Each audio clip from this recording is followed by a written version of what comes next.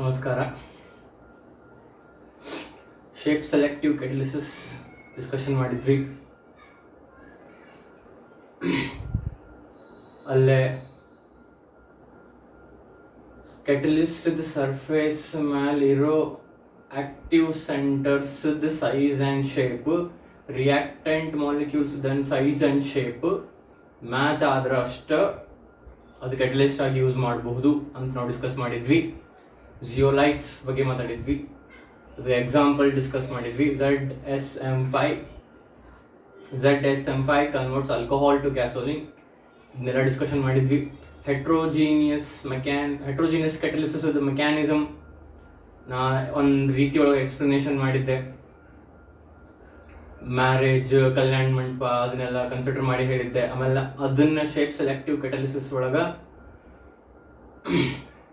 Fix size seat ಇರ್ತಾವು. Only those couples who can fit in to these seats can get married on this ಕಲ್ಯಾಣ ಮಂಟಪ. They can make use of this catalyst ಅಂತ ನಾವು discuss ಮಾಡಿದ್ವಿ. ಆಮೇಲೆ before I start this what ಇಲ್ಲಿ ಏನು ಹಾಕಿಟ್ಟಿನಿ ಇದಕ್ಕೆ ಆಮೇಲೆ ಬರ್ತೀನಿ ಅಂತ, ಇಲ್ಲಿ ಎನ್ಸೈಮ್ ಕೆಟಲಿಸಿಸ್ ಅಂತ ಬರ್ತೀನಿ. ಎನ್ಸೈಮ್ ಕೆಟಲಿಸಿಸ್ಗೆ ಬರೋಕಿನ ಮೊದಲು shape selective catalysis is specific ಅಂತ. Shape selective catalysis is specific. ಏನಿದೆ ಸ್ಪೆಸಿಫಿಕ್ ಅಂದ್ರೆ ಆ ಕೆಟಲಿಸ್ಟನ್ನ ಎಲ್ಲ ರಿಯಾಕ್ಷನ್ಸ್ಗೆ ಯೂಸ್ ಮಾಡಕ್ ಬರಂಗಿಲ್ಲ, ಯಾವುದೋ ಒಂದು ಸ್ಪೆಸಿಫಿಕ್ ರಿಯಾಕ್ಷನ್ಗೆ ಯೂಸ್ ಮಾಡ್ಬೋದು. ಇಟ್ ಮೇಕ್ಸ್ ಸೆನ್ಸ್ ಅಲ್ಲ, because only those reactant molecules whose size and shape matches the size and shape of active centers on the surface of the catalyst, only those reactant molecules can make use of this catalyst. And obviously shape selective catalysis is specific. ಯಾವ್ದಾವುದೋ reaction use ಮಾಡಕ್ಕೆ ಬರಂಗಿಲ್ಲ. So ಅದೊಂದು point ಅದ್ರ ಬಗ್ಗೆ ಹೇಳೋದಿತ್ತು. ನಾವು coming to this topic, enzyme catalysis. ಇಲ್ಲೇನೋ ಒಂದು ಪೋರ್ಲಿ ಡ್ರಾನ್ ಡೈಗ್ರಾಮ್ ಐತಿ, ಅಲ್ಲಿ come back to that after some while. ಈಗ ಬೇಡ, ಇದ್ರ ಬಗ್ಗೆ ಡಿಸ್ಕಸ್ ಮಾಡೋಣ. Enzyme catalysis. First of all will focus on this word enzyme. Enzymes ಅಂದ್ರೆ ಏನು? ಬಯಾಲಜಿ ಸ್ಟೂಡೆಂಟ್ಸ್ಗೆ ನನ್ಕಿನ್ನ ಬೆಟರ್ ಗೊತ್ತಿರ್ತೈತಿ, ಬಟ್ ನಂಗೆ ಸ್ಟಾರ್ಟ್ ಸ್ಟೂಡೆಂಟ್ಸು ಇರ್ತಾರ, ಸೊ ಅವರಿಗೆ ಹೇಳೋದಾದ್ರೆ ಎನ್ಸೈಮ್ಸ್ ಅಂದ್ರೆ ಏನು? Enzymes are those complex compounds which contain nitrogen in them. ದೊಡ್ಡ ಫಾರ್ಮುಲಾ ಇದ್ದ compound which contain nitrogen in them. Those complex compounds which contain nitrogen in them are called enzymes. They are proteins with high molecular masses. Long formulas ididdu protein compounds. Adrolaga nitrogen irtati. Avukku ನಾವು enzymes ಅಂತ ಕರೀತೀವಿ. Okay, so enzymes, okay, but enzyme catalysis, how? Biological compound ಅದು. ಈಗ protein, fibre ಇವೆಲ್ಲ related to biology. ಹಂಗಿರೋದು ಒಂದಿದು enzyme. Loosely understand ಮಾಡ್ಕೋಬೇಕು ನಮ್ಮಂತ ಸ್ಟೂಡೆಂಟ್ಸಿಗೆ. ಅಂದ್ರೆ enzyme is related to biology. ಅದನ್ನ ತೊಗೊಂಡು ಇಲ್ಲಿ ಕೆಟಲಿಸ್ಟ್ ಏನದು ಅಂತ ನಿಮ್ ಕ್ವಶನ್ ಬರ್ತಿರ್ತೈತಿ. ಈಗ ನಾ ಅಮೋನಿಯಾ ಮಾಡ್ಬೇಕು ಅನ್ಕೋರಿ. ಅಮೋನಿಯಾ ಮ್ಯಾನುಫ್ಯಾಕ್ಚರ್ ಮಾಡಬೇಕು ಅಂದ್ರೆ ನಾನು ನೈಟ್ರೋಜನ್ ಹೈಡ್ರೋಜನ್ ರಿಯಾಕ್ಟ್ ಮಾಡಿ ಅಮೋನಿಯಾ ಮಾಡ್ತೀನಿ. ನೈಟ್ರೋಜನ್ ಪ್ಲಸ್ ಹೈಡ್ರೋಜನ್ ರಿಯಾಕ್ಟ್ ಮಾಡಿ ನಾನು ಅಮೋನಿಯಾ ಮ್ಯಾನುಫ್ಯಾಕ್ಚರ್ ಮಾಡ್ತೀನಿ. ಈ ಅಮೋನಿಯಾ ಮ್ಯಾನುಫ್ಯಾಕ್ಚರ್ ಮಾಡೋಕ್ಕೆ ನಾನು ಐರನ್ ಕೆಟಲಿಸ್ಟ್ ಆಗಿ ಯೂಸ್ ಮಾಡ್ತೀನಿ. ಸೊ ಅಮೋನಿಯಾ ಮ್ಯಾನುಫ್ಯಾಕ್ಚರ್ ಮಾಡ್ಬೇಕು, ಈ ರಿಯಾಕ್ಷನ್ ಮಾಡಿದೆ. ನಂಗೆ ಸಲ್ಫ್ಯೂರಿಕ್ ಆಸಿಡ್ ಏನೋ ಮ್ಯಾನುಫ್ಯಾಕ್ಚರ್ ಮಾಡ್ಬೇಕು, ಅದಕ್ಕೆ ಇನ್ನೊಂದೇನೋ ರಿಯಾಕ್ಷನ್ ಮಾಡ್ತೀನಿ. ಆಮೇಲೆ ಇನ್ನೊಂದೇನೋ ಪ್ರೊಡ್ಯೂಸ್ ಮಾಡ್ಬೇಕು, ಇನ್ನೊಂದೇನೋ ರಿಯಾಕ್ಷನ್ ಮಾಡ್ತೀವಿ. ಇದು ಅಮೋನಿಯಾ ಮ್ಯಾನುಫ್ಯಾಕ್ಚರ್ ಮಾಡೋದಾಗ್ಲಿ, ಸಲ್ಫ್ಯೂರಿಕ್ ಆಸಿಡ್ ಮ್ಯಾನುಫ್ಯಾಕ್ಚರ್ ಮಾಡೋದಾಗ್ಲಿ, ಅಥವಾ ಇನ್ನೊಂದೇನೋ ಮ್ಯಾನುಫ್ಯಾಕ್ಚರ್ ಮಾಡೋದಾಗ್ಲಿ, ಇವೆಲ್ಲ ಹೊರಗೆ ನಾವು ಡೇ ಟು ಡೇ ಲೈಫ್ ಒಳಗೆ ಹೊರಗೆ ನಮ್ಗೆ ಬೇಕು. ಈಗ ಅಮೋನಿಯಾ ಯಾವುದೋ ಒಂದು ಪರ್ಪಸ್ಗೆ ಬೇಕು. ಅಮೋನಿಯಾಯಿಂದ ನಾನು ಫರ್ಟಿಲೈಸರ್ಸ್ ಮಾಡ್ತೀನಿ ಅನ್ಕೋರಿ. ಫರ್ಟಿಲೈಸರ್ಸ್ ಮಾಡಿ ಅದನ್ನು ಸಾಯಿಲ್ ಫರ್ಟೈಲ್ ಆಗಕ್ಕೆ, ಕ್ರಾಪ್ಸ್ ಗ್ರೋ ಮಾಡಕ್ಕೆ ಈಸಿ ಆಗಲಿ ಅಂತ ಅಲ್ಲಿ ಯೂಸ್ ಮಾಡ್ತೀನಿ ಅನ್ಕೋರಿ. ಅಥವಾ ಸಲ್ಫ್ಯೂರಿಕ್ ಆಸಿಡ್ ಯಾವುದೋ ಲ್ಯಾಬ್ನಾಗ ಯೂಸ್ ಮಾಡಕ್ಕೆ ಬೇಕು, ಅದಕ್ಕೆ ಮ್ಯಾನುಫ್ಯಾಕ್ಚರ್ ಮಾಡ್ತೀವಿ. ಸೊ ಇವೆಲ್ಲ ಹೊರಗಿನ uses. So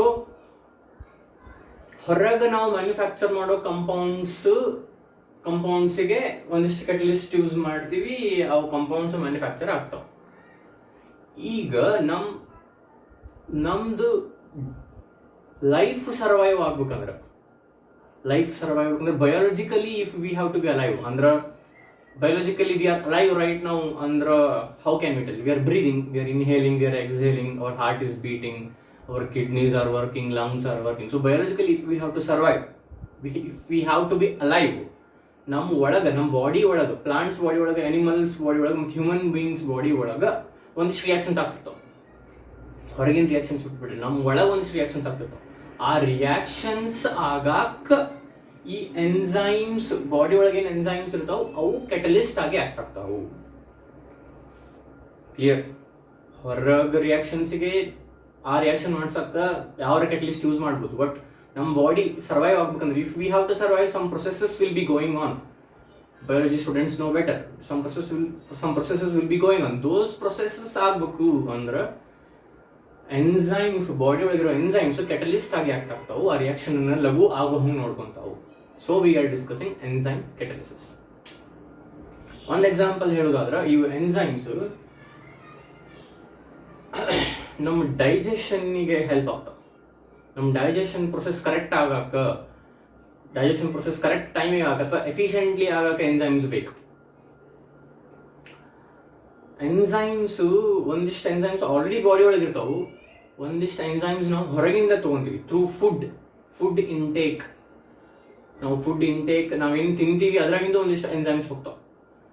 if I am not wrong, ನಾವು ಯಾವ ಹೊರಗಿಂದ ತೊಗೊತೀವಿ ಅವಕ್ಕೆ essential amino acids, essential enzymes ಅಂತ ಕರೀತಾರೆ. ನನಗೆ ಬಯಾಲಜಿ ಭಾಳ ಗೊತ್ತಿಲ್ಲ. ಓಕೆ, ಅದು ಬಯಾಲಜಿ ಬಗ್ಗೆ ಡಿಸ್ಕಷನ್ ನಾವು ಮಾಡೋದು ಬೇಡ. ನಮಗೆ ಕೆಮಿಸ್ಟ್ರಿ ಏನು ಬೇಕು ಅದಷ್ಟು ಡಿಸ್ಕಷನ್ ಮಾಡೋದು. ನಾನು ಹೇಳ್ತಿದ್ದೆ, ಎನ್ಸೈಮ್ಸ್ ಒಂದಿಷ್ಟು ಆಲ್ರೆಡಿ ಬಾಡಿ ಒಳಗೆ ಇರ್ತಾವೆ, ಇನ್ನೊಂದಿಷ್ಟು ನಾವು ಹೊರಗಿಂದ ಊಟ ಏನು ಮಾಡ್ತೀವಿ, ನಾವು ಏನು ಫುಡ್ ಇಂಟೇಕ್ ಮಾಡ್ತೀವಿ ಅದರಿಂದ ತೊಗೊತೀವಿ ಒಂದಿಷ್ಟು ಎನ್ಸೈಮ್ಸ್. ಆಮೇಲೆ ಇನ್ನೊಂದು ಪಾಯಿಂಟ್ ಹೇಳ್ತಿದೆ, ಎನ್ಸೈಮ್ಸು ಡೈಜೆಷನ್ಗೆ ಹೆಲ್ಪ್ ಆಗ್ತಾವೆ ಅಂತ ಹೇಳ್ತಿದ್ದೆ. ಅದಕ್ಕೆ ಎಷ್ಟೋ ಮಂದಿ ಹೇಳ್ತಾರ, ಭಾಳಷ್ಟು ಅನ್ಕುಕ್ಡ್ ಫುಡ್ ತಿನ್ರಿ. ಇಫ್ ನಿಮ್ಮ 100% ಡಯಟ್ ಒಳಗೆ ಮಿನಿಮಮ್ 40% ಅನ್ಕುಕ್ಡ್ ಫುಡ್, ರಾ ಫುಡ್ ಅಂದ್ರೆ vegetables, fruits, vegetables without cooking them, ಹಸಿವು ತಿನ್ರಿ ಅಂತದಕ್ಕೆ ಹೇಳ್ತಾರೆ. ಸದ್ಗುರು ಇದ್ರ ಬಗ್ಗೆ ಬಹಳ ಸ್ಟ್ರೆಸ್ ಮಾಡ್ತಾರೆ.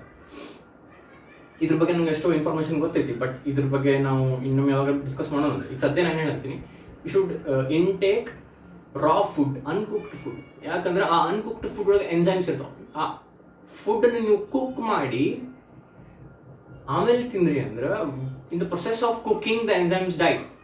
So once you cook the food and then eat, ಅದೇನು ಯೂಸ್ ಇಲ್ಲ ನಮ್ಗೆ. ನಮ್ಮ ಬಾಡಿಗೆ ಎನ್ಸೈಮ್ಸ್ ಏನು ಬೇಕು ಅವು ಸಿಗಂಗಿಲ್ಲ. ಫುಡ್ಡಿಂದ ಏನು ಎನ್ಸೈಮ್ಸ್ ಬೇಕು ಅವು ಸಿಗಂಗಿಲ್ಲ. ನಾ ಹೇಳಿದ ಒಂದಿಷ್ಟು ಎನ್ಸೈಮ್ಸ್ ಮೊದಲೇ ಇರ್ತಾವೆ, ಒಂದಿಷ್ಟು ಫುಡ್ಡಿಂದ ತೊಗೋಬೇಕು. ಫುಡ್ಡಿಂದ ಏನು ನಾವು ತೊಗೋಬೇಕಲ್ಲ ಅವು ಕುಕ್ ಮಾಡಿ ತಿಂದ್ರೆ ಅದ್ರಾಗ ಇರಂಗಿಲ್ಲ, ಅನ್ಕುಕ್ಡ್ ಫುಡ್ನಾಗ ಅಷ್ಟೇ ಇರ್ತದೆ. So they say at least 40 to 50% of our diet should be raw food ಅಥವಾ ಅನ್ಕುಕ್ಡ್ ಫುಡ್. ಓಕೆ, ಅದಿರಲಿ. ಸೊ ನಿಮ್ಗೆ ಎನ್ಸೈಮ್ಸ್ ಎಲ್ಲಿ ಕೆಟಲಿಸ್ಟ್ ಆಗಿ ಯೂಸ್ ಆಗ್ತಾವೆ ಅಂತ ಗೊತ್ತಾಗ್ತದೆ. ಓಕೆ, ಸೊ ಇಲ್ಲೇ ಒಂದು 2-3 ಇಂಪಾರ್ಟೆಂಟ್ ಪಾಯಿಂಟ್ ಇದಾವೆ. ಇದು ಅರ್ಥ ಮಾಡ್ಕೊಂಡ್ಬಿಟ್ರೆ ಈ ಎನ್ಸೈಮ್ ಕೆಟಲಿಸಿಸ್ ಮುಗಿದು ಹೋಗೈತಿ. Very simple.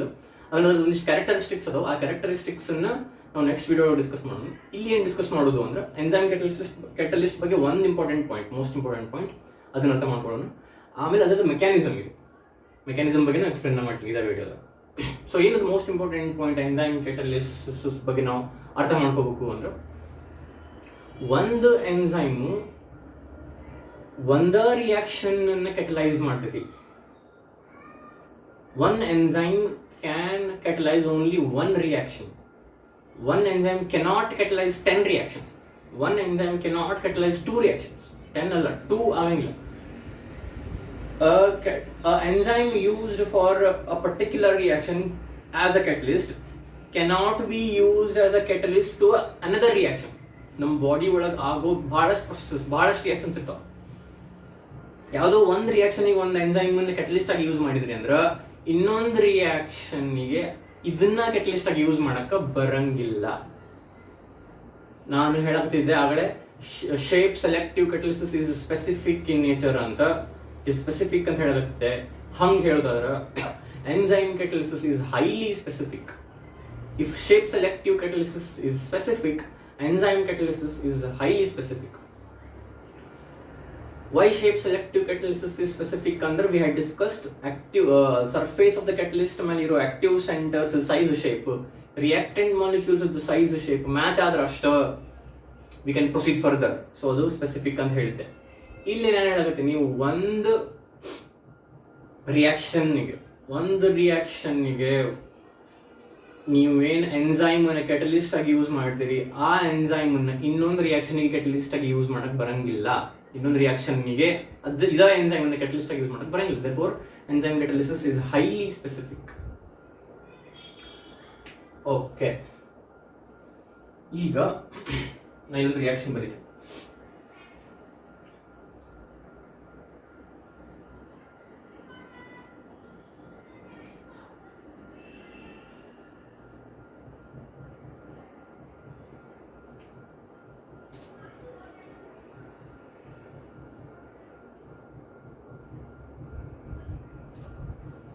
ಇದು ಸುಕ್ರೋಸ್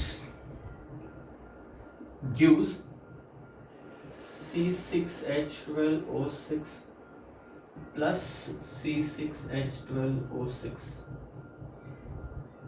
ಇದು ಗ್ಲೂಕೋಸ್. ಹಿಂಗೆ ರಿಯಾಕ್ಷನ್ ಹಿಂಗೆ ಬರೀಬಾರ್ದು, ಹಿಂಗೆ ಡೈರೆಕ್ಷನ್ ಹಾಕಿ, ಬಟ್ ಇದನ್ನು ಬರೆಯಕ್ಕೆ ಜಾಗ ಇಲ್ಲ ಅಂದ್ರೆ ಹಿಂಗೆ ಅದಕ್ಕೆ ಹಿಂಗೆ ಪಾಯಿಂಟ್ ಔಟ್ ಮಾಡಿ ಬರಿತೀನಿ. ಇದು ಗ್ಲೂಕೋಸ್, ಇದು ಫ್ರಕ್ಟೋಸ್, ಇದು ಗ್ಲೂಕೋಸ್, ಇದು ಫ್ರಕ್ಟೋಸ್, ಇದು ಸುಕ್ರೋಸ್. ಇದಕ್ಕೆ ನಾವು ಶುಗರ್ ಕೇನ್ ಅಥವಾ ಕೇನ್ ಶುಗರ್ ಅಂತ ಕರಿತೀವಿ. ಈ ರಿಯಾಕ್ಷನ್ ಹೆಸರು ಇಲ್ಲಿ ಬರಿತೀನಿ. Inversion of cane sugar. Inversion of sugar cane ಅಲ್ಲ, cane sugar. Anyway it's okay. Inversion of cane sugar. ಇದು ಸುಕ್ರೋಸ್, ಕೇನ್ ಶುಗರ್. ಇದನ್ನ ರಿಯಾಕ್ಷನ್ ಮಾಡಿದ್ರೆ ನಾನು ಅದನ್ನ ಗ್ಲೂಕೋಸ್ ಮತ್ತು ಫ್ರಕ್ಟೋಸ್ ಆಗಿ ಬ್ರೇಕ್ ಮಾಡಾಕತ್ತೀನಿ. ಸುಕ್ರೋಸ್ ಅನ್ನು ಗ್ಲೂಕೋಸ್ ಅಂಡ್ ಫ್ರಕ್ಟೋಸ್ ಆಗಿ ಬ್ರೇಕ್ ಮಾಡಾಕತ್ತೀನಿ. This is a reaction which happens in a body. ಇದಕ್ಕೆ ಕೆಟಲಿಸ್ಟ್ ಇನ್ವರ್ಟೇಸ್ ಯೂಸ್ ಮಾಡ್ತೀವಿ. ಇನ್ವರ್ಟೇಸ್ ಅನ್ನೋ ಕೆಟಲಿಸ್ಟ್ ಯೂಸ್ ಮಾಡ್ತೀವಿ. This invertase is a enzyme. ಸ್ವಲ್ಪ ಏನು ಹೇಳಾಕತ್ತೀನಿ, ಲಕ್ಷ ಕೊಡ್ರಿ. ಇಲ್ಲೊಂದು ರಿಯಾಕ್ಷನ್ ತೊಗೊಂಡಿನ ಎಕ್ಸಾಂಪಲ್. ಏನದು inversion of cane sugar. Sucrose ಅನ್ನ ನಾನು I am decomposing into glucose and fructose. ಇದ್ರದ್ದು ಫಾರ್ಮುಲಾ ಸೇಮ್ ಅದಾವಲ್ಲ, C6H12O6, ಇದು C6H12O6. ಇವು ಐಸೋಮರ್ಸ್. ಮಾಲಿಕ್ಯುಲರ್ ಫಾರ್ಮುಲಾ ಸೇಮ್ ಇರ್ತೈತಿ, ಬಟ್ ಸ್ಟ್ರಕ್ಚರಲ್ ಫಾರ್ಮುಲಾ ಬೇರೆ ಇರ್ತೈತಿ. ಸ್ಟ್ರಕ್ಚರಲ್ ಅರೇಂಜ್ಮೆಂಟ್ ಬೇರೆ ಇರ್ತೈತಿ. Molecular formula is same, but structural arrangement is different. Okay, that is not hour concept right now. ಇಲ್ಲಿ ಯೂಸ್ ಮಾಡೋ ಕೆಟಲಿಸ್ಟ್ ಯಾವುದು? ಇನ್ವರ್ಟೇಸ್. ಇದು ಇನ್ವರ್ಟೇಸ್ ಒಂದು ಎನ್ಸೈಮ್. ಇದನ್ನ ಯಾಕೆ ನಾನು ಎಕ್ಸಾಂಪಲ್ ತಗೊಂಡಿದ್ದೀನಿ ಅಂದ್ರೆ, ಈ ಇನ್ವರ್ಟೇಸ್ ಅನ್ನೋ ಎನ್ಸೈಮ್ ಅನ್ನ ಇನ್ವರ್ಷನ್ ಆಫ್ ಕೇನ್ ಶುಗರ್ ಅನ್ನೋ ರಿಯಾಕ್ಷನ್ ಅಷ್ಟ ಕೆಟಲಿಸ್ಟ್ ಆಗಿ ಯೂಸ್ ಮಾಡಬಹುದು. ಇನ್ನೊಂದು ಯಾವ್ದು ಬೇರೆ ಯಾವ್ದು ರಿಯಾಕ್ಷನ್ಗೆ ಇದನ್ನ ಕೆಟಲಿಸ್ಟ್ ಆಗಿ ಯೂಸ್ ಮಾಡಕ್ ಬರಂಗಿಲ್ಲ. ಇಲ್ಲ ಮೇಲೆ ಒಂದು ರಿಯಾಕ್ಷನ್ ಐತೆ, ಅಮೋನಿಯಾ ಮ್ಯಾನುಫ್ಯಾಕ್ಚರ್ ಮಾಡೋದು. Nitrogen plus hydrogen gives ammonia.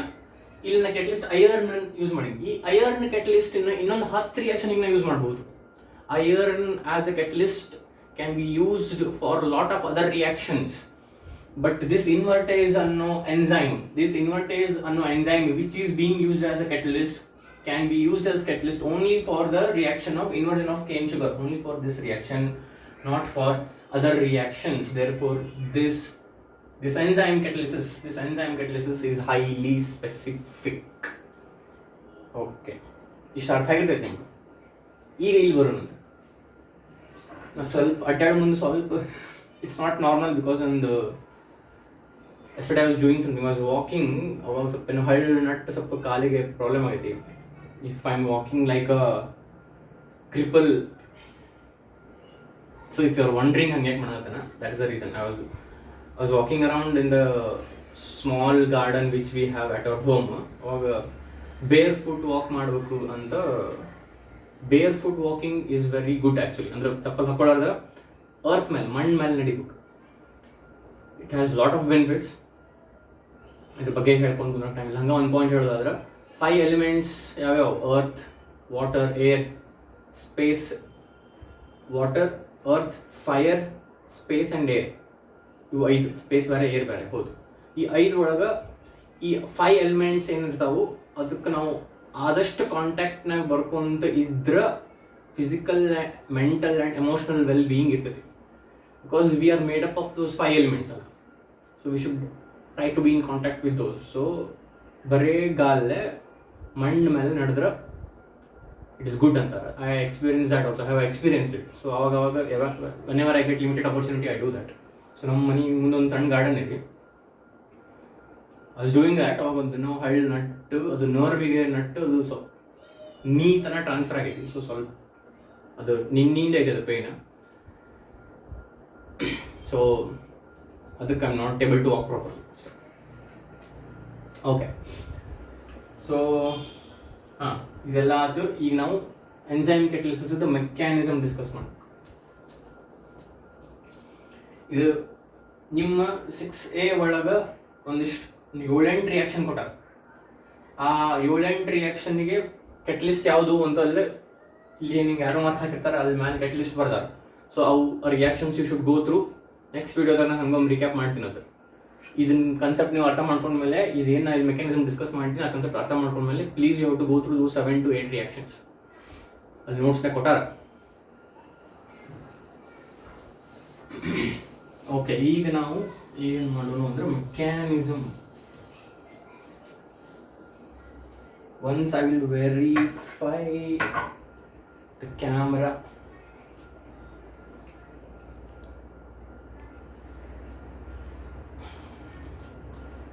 Okay, what to verify ಅಂದರೆ ನಂಗೆ ಒಮ್ಮೊಮ್ಮೆ ನೆನಪಾಗಂಗಿಲ್ಲ, ಅದನ್ನು ಸ್ಟಾರ್ಟ್ ಮಾಡಿ ಬಂದಿನೋ ಏನು ಹಂಗೆ ಇಟ್ಟಿನೋ.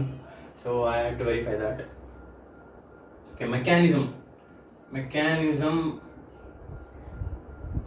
Of enzyme catalysis. This is very simple. ನೋಡೋಕೆ ಸ್ವಲ್ಪ ಕಾಂಪ್ಲೆಕ್ಸ್ ಅನಿಸ್ತಿರ್ಬೋದು. ಇದನ್ನು ಮಿನಿಮಮ್ 3 ಮಾರ್ಕ್ಸ್ ಕೇಳ್ಬೋದು ಇದು ಎಕ್ಸಾಮ್ನಾಗ. ಎನ್ಸೈಮ್ ಕ್ಯಾಟಲಿಸಿಸ್ ಮೆಕ್ಯಾನಿಸಮ್ ಎಕ್ಸ್ಪ್ಲೇನ್ ಮಾಡ್ರಿ ಅಂತ. It is very simple. ಏನಿದು ಅಂದ್ರೆ ಇಲ್ಲಿ ಏನು ಹಾಕೀನಿ ನಾನು ಅಂದ್ರೆ,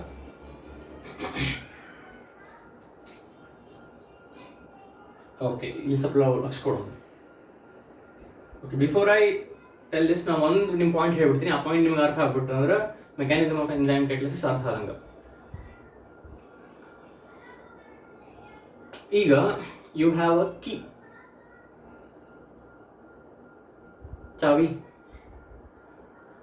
ದ್ಯಾಟ್ ಕೀ, ಆ ಕೀಲೆ ನೀವು ನಿಮ್ಮ ಮನಿ ಲಾಕ್ ಅಷ್ಟ ಓಪನ್ ಮಾಡ್ಬೋದು. ನಿಮ್ಮ ಬಾಜು ಮನಿಯವ್ರ ಲಾಕ್ ಓಪನ್ ಮಾಡಕ್ ಬರಂಗಿಲ್ಲ.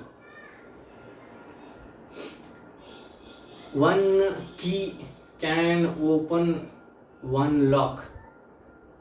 It can't open all other locks. This is a very simple point if you understand. It is as good as you have understood the mechanism of enzyme catalysis. ನಾಳೆ ಹೇಳಾಗ್ತಿದ್ದೆ, ಒಂದು enzyme ಅನ್ನು ಒಂದು ರಿಯಾಕ್ಷನ್ಗೆ catalyst ಆಗಿ use ಮಾಡಬಹುದು, ಇನ್ನೊಂದು ಯಾವುದೋ ರಿಯಾಕ್ಷನ್ಗೆ ಇದೇ enzyme ಅನ್ನು ಕೆಟಲಿಸ್ಟ್ ಆಗಿ ಯೂಸ್ ಮಾಡಕ್ಕೆ ಬರಂಗಿಲ್ಲ. This it is highly specific ಅಂತ. ಅದ ಪಾಯಿಂಟ್ ಅನ್ನ ಈ ಮೆಕ್ಯಾನಿಸಮ್ ಹೇಳ್ತೈತಿ. ಆ ಪಾಯಿಂಟ್ ನಿಮ್ಗೆ ಗೊತ್ತಿತ್ತಂದ್ರ ಈ ಮೆಕ್ಯಾನಿಸಮ್ ಗೊತ್ತಿತ್ತಂಗ. ಸೊ ಇಫ್ ಯು ಅಬ್ಸರ್ವ್, ಇದು ಎನ್ಸೈಮ್ ಇ, ಇದೇನು ಸಬ್ಸ್ಟ್ರೇಟ್ ಅಂತ ಬರ್ತೀನಲ್ರಿ ನಾನು. ಸಬ್ಸ್ಟ್ರೇಟ್ ಅಂದ್ರೆ ರಿಯಾಕ್ಟೆಂಟ್ ಮಾಲಿಕ್ಯೂಲ್ಸ್. ರಿಯಾಕ್ಟೆಂಟ್ ಮಾಲಿಕ್ಯೂಲ್ಸ್ ಏನು? ಸಬ್ಸ್ಟ್ರೇಟ್. Enzyme catalyst. ಈ ಸಬ್ಸ್ಟ್ರೇಟ್ ಅಥವಾ ರಿಯಾಕ್ಟೆಂಟ್ ಮಾಲಿಕ್ಯೂಲ್ಸ್ ಅನ್ನು ನಾವು ಲಾಕ್ ಅಂತ ಕನ್ಸಿಡರ್ ಮಾಡಿವಿ. ಈ ಎನ್ಸೈಮ್ ಅನ್ನ ಕೀ ಅಂತ ಕನ್ಸಿಡರ್ ಮಾಡಿವಿ.